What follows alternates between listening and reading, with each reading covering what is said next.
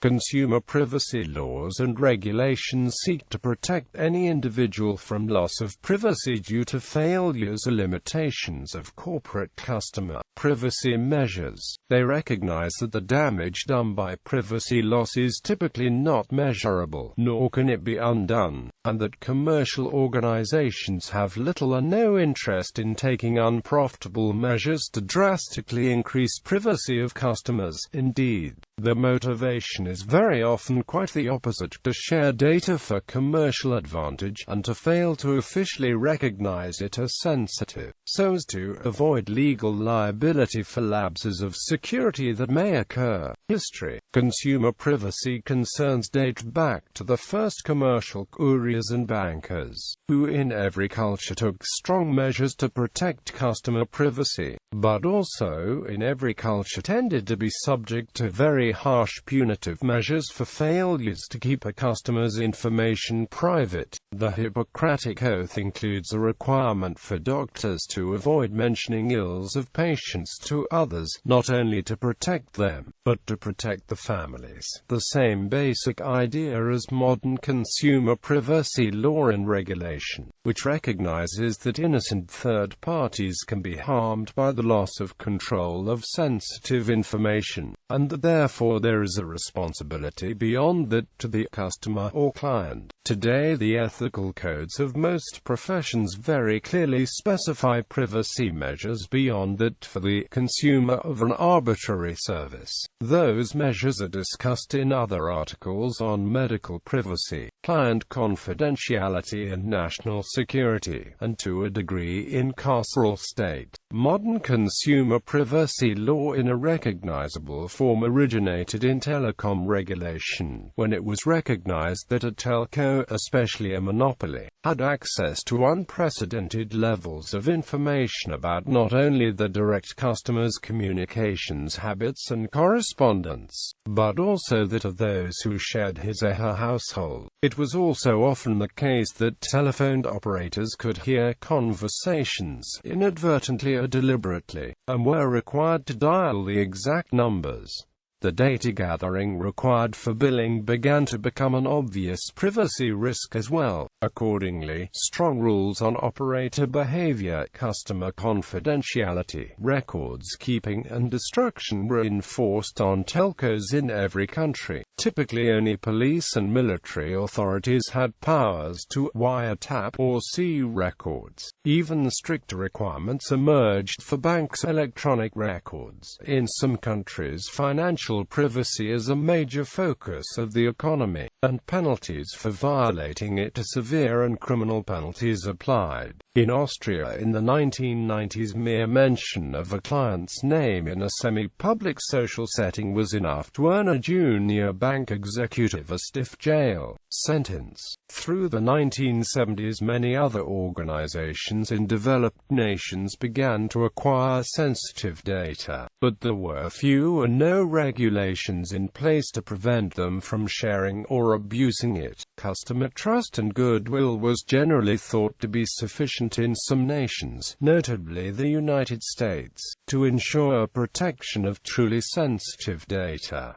Caveat emptor applied. But in the 1980s, much smaller organizations began to get access to computer hardware and software, and these simply did not have the procedures or personnel or expertise, nor less the time, to take rigorous measures to protect their customers. Meanwhile, via target marketing and rewards programs, they were acquiring ever more data. Gradually, customer privacy measures alone proved insufficient to deal with the many hazards of corporate data sharing, corporate mergers, employee turnover, theft of hard drives or other data-carrying hardware from work. Talk began to turn to explicit regulation, especially in the European Union, where each nation had laws that were incompatible, e.g., some restricted the collection, some the compilation, and some the dissemination of data, and it was possible to violate anyone's privacy within the EU simply by doing these things from different places in the European Common Market as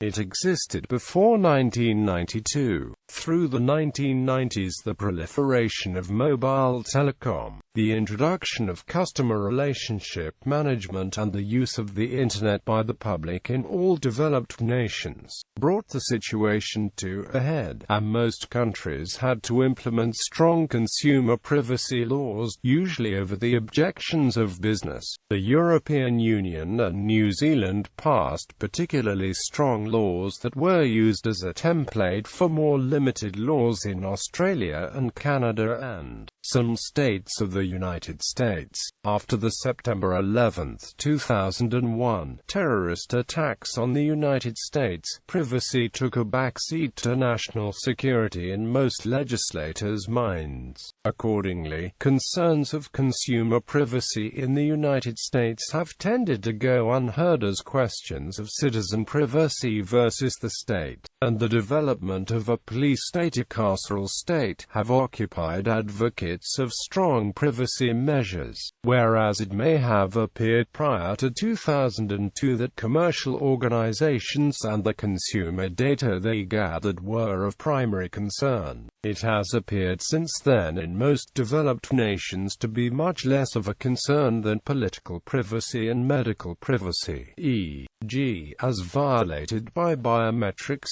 Indeed, people have been stopped at airports solely due to the political views recently, and there appears to be little public will to stop practices of this nature. Privacy of body habits may be dead for all practical purposes until political approaches or threats change.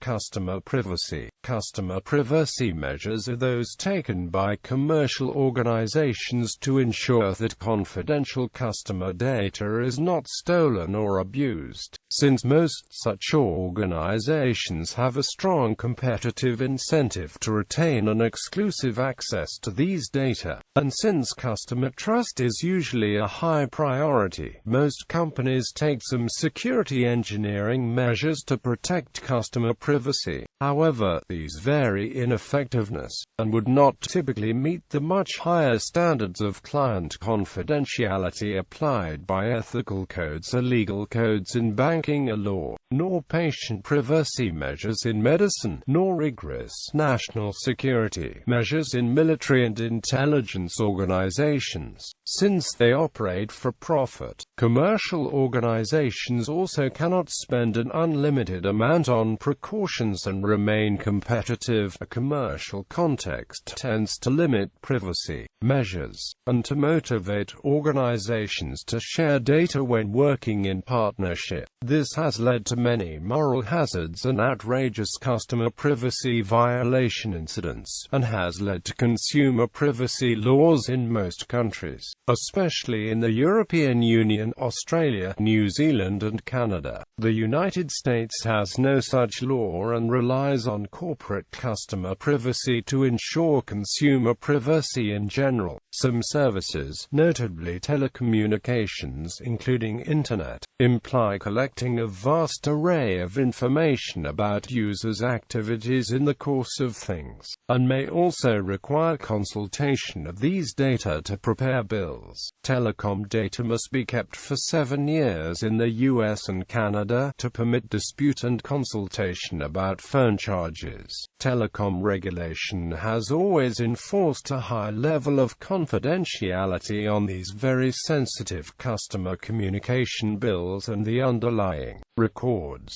However, this approach has to a degree been outmoded as other industries also now gather sensitive data. Such common commercial measures as software-based customer relationship management, rewards programs and target marketing tend to drastically increase the amount of information gathered. These very drastically increase privacy risks, and have accelerated the shift to regulation, rather than relying on corporate desire to preserve goodwill.